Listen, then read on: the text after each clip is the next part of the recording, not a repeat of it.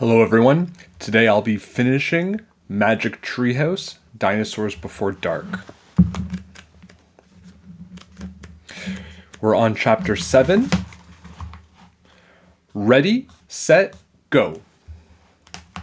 "Run, Annie, run!" cried Jack. "Run to the treehouse!" Jack and Annie dashed down the hill together. They ran through the tall grass and ferns and past the pteranodon.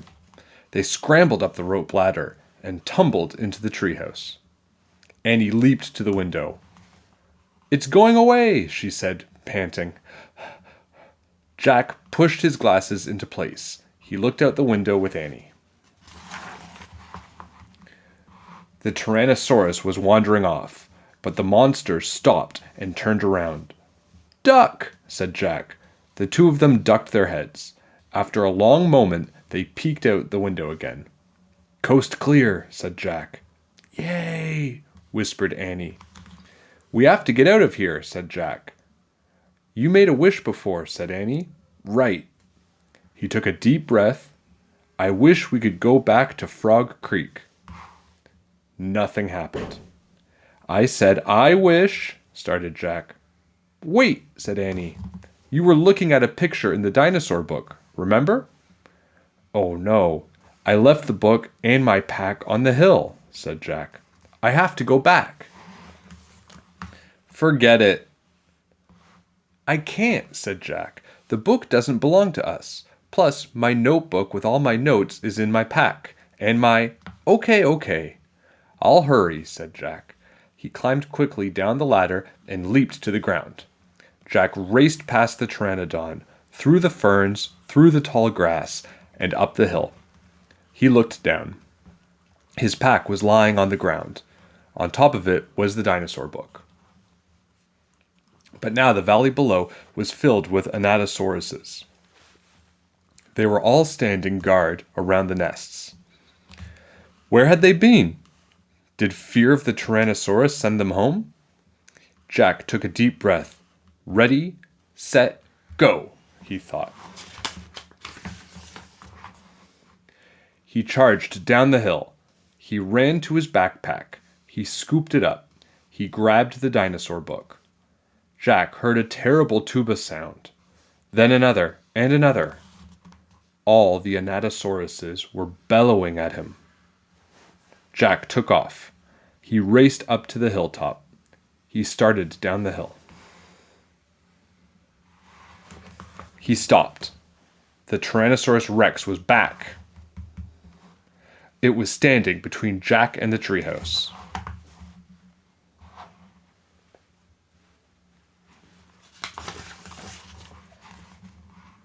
Chapter 8. A Giant Shadow. Jack jumped behind the magnolia tree. His heart was beating so fast he could hardly think. He peeked out at the giant monster. The horrible-looking creature was opening and closing its huge jaws. Its teeth were as big as steak knives. "Don't panic," thought Jack. "Think." He peered down at the valley. Good. The duck-billed dinosaurs were sticking close to their nests. Jack looked back at the Tyrannosaurus. Good. The monster still didn't seem to know where he was. "Don't panic. Think. Maybe there's information in the book." Jack opened the dinosaur book. He found Tyrannosaurus Rex. He read, "Tyrannosaurus Rex was one of the largest meat-eating land animals of all time. If it were alive today, it could eat a human in one bite." Great, thought Jack. The book was no help at all. Jack tried to think clearly. He couldn't hide on the other side of the hill. The anatosauruses might stampede. He couldn't run to the treehouse. The Tyrannosaurus might run faster. Maybe he should just wait for the monster to leave.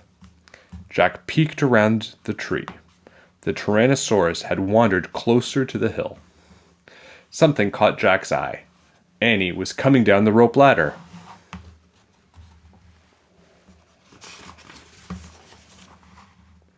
"Is she nuts? What is she doing?" Jack wondered. Jack watched Annie hop off the ladder. Annie hurried over to the pteranodon. She was talking to him. She was flapping her arms. She pointed at Jack, at the sky, at the treehouse.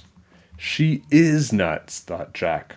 Go back up in the tree, Jack whispered. Go! Jack heard a roar.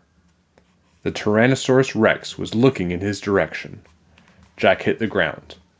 The Tyrannosaurus Rex was coming towards the hill. Jack felt the ground shaking.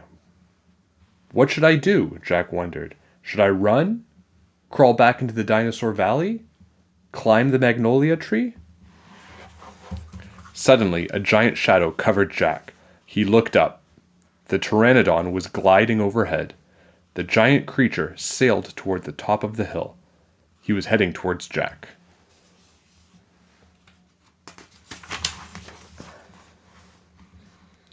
Chapter 9. The Amazing Ride. The pteranodon coasted down to the ground. He stared at Jack with his bright, alert eyes. What was Jack supposed to do? Climb on? But I'm too heavy, thought Jack. Jack looked at the Tyrannosaurus. It was starting up the hill. Its giant teeth were flashing in the sunlight. Okay, thought Jack. Don't think, just do it. Jack put his book in his pack. Then he climbed on the pteranodon's back. He held on tightly. The creature moved forward. He spread his wings and lifted off the ground. Jack nearly fell off as they teetered this way and that. The pteranodon steadied himself and rose into the sky. Jack looked down. The Tyrannosaurus was staring up at him and chomping at the air. The pteranodon glided away. He sailed over the hilltop and over the valley. He circled above all the duck-billed dinosaurs and all the nests filled with babies. Then the pteranodon soared out over the plain, over the triceratops who was grazing in the high grass. Jack felt like a bird. The wind was rushing through his hair. The air smelled sweet and fresh.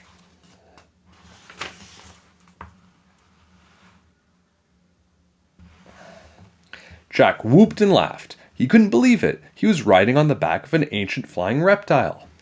The pteranodon sailed over the stream and over the ferns and bushes. Then he carried Jack down to the base of the oak tree.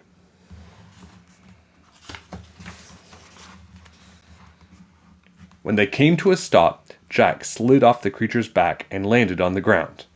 The pteranodon took off again and glided into the sky. "Bye, Henry," called Jack. "Jack, are you okay?" Annie shouted from the treehouse. Jack pushed his glasses into place. He kept staring at the pteranodon. "Jack!" Annie called. Jack looked up at Annie. He smiled. "Thanks for saving my life," he said. "That was really fun." "Thank Henry, not me," said Annie. "Come on, climb up." Jack tried to stand. His legs were wobbly. He felt a bit dizzy.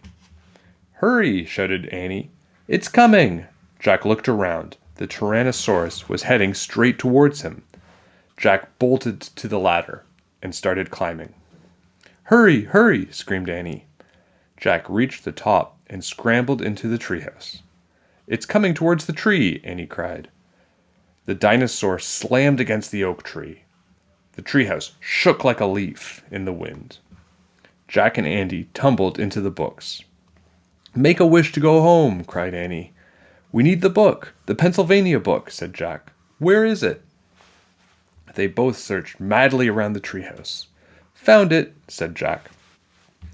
He grabbed the book and flipped through the pages. He found the photograph of the Frog Creek woods.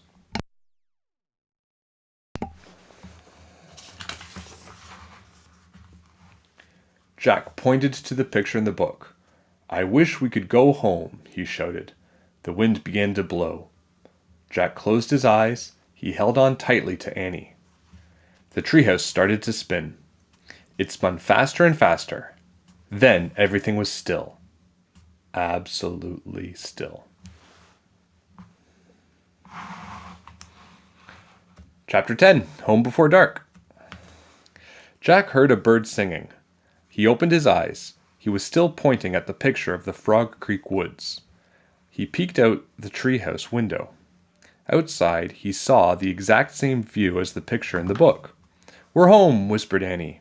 The woods were lit with a golden late afternoon light. The sun was about to set. No time had passed since they'd left Frog Creek.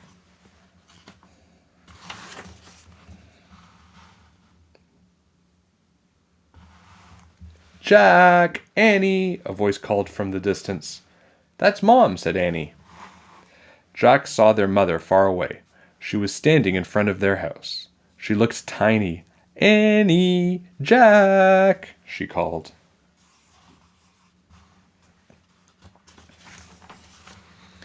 Annie stuck her head out the window and shouted, "Coming!" Jack still felt dazed. He just stared at Annie. "What happened to us?" he said. "We took a trip in a magic treehouse," said Annie simply. "But it's the same time as when we left," said Jack. Annie shrugged. "How did it take us so far away?" said Jack. "And so long ago?" "You looked at a picture in a book and said you wished we could go there," said Annie. "And the magic treehouse took us there." "But how?" said Jack. "And who built this magic treehouse? Who put all these books here?" "A magic person, I guess," said Annie. "Oh, look," said Jack. "I almost forgot about this." Jack reached into his pocket and pulled out the gold medallion.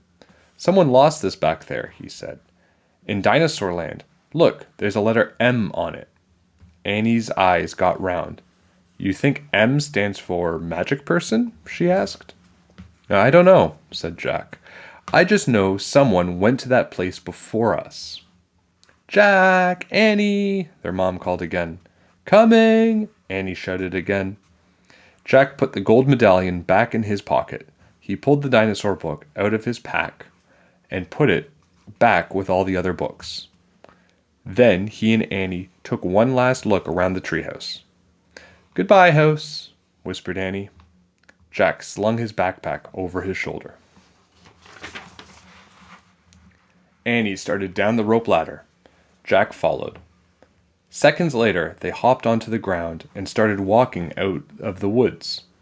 "No one's going to believe our story," said Jack. "So let's not tell anyone," said Annie.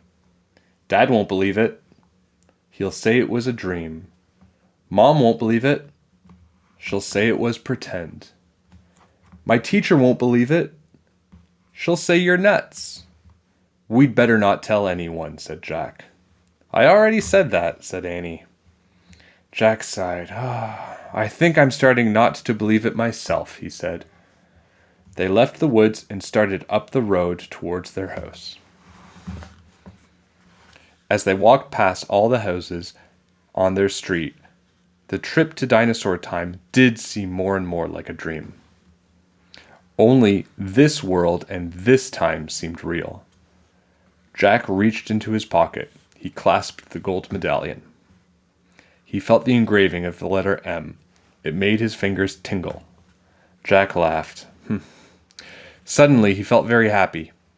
He couldn't explain what had happened today, but he knew for sure that their trip in the magic treehouse had been real. Absolutely real. "Tomorrow," Jack said softly, "we'll go back to the woods." "Of course," said Annie. "And we'll climb up to the treehouse," said Jack. "Of course." "And we'll see what happens next," said Jack. "Of course," said Annie. "Race you!" And they took off together, running for home.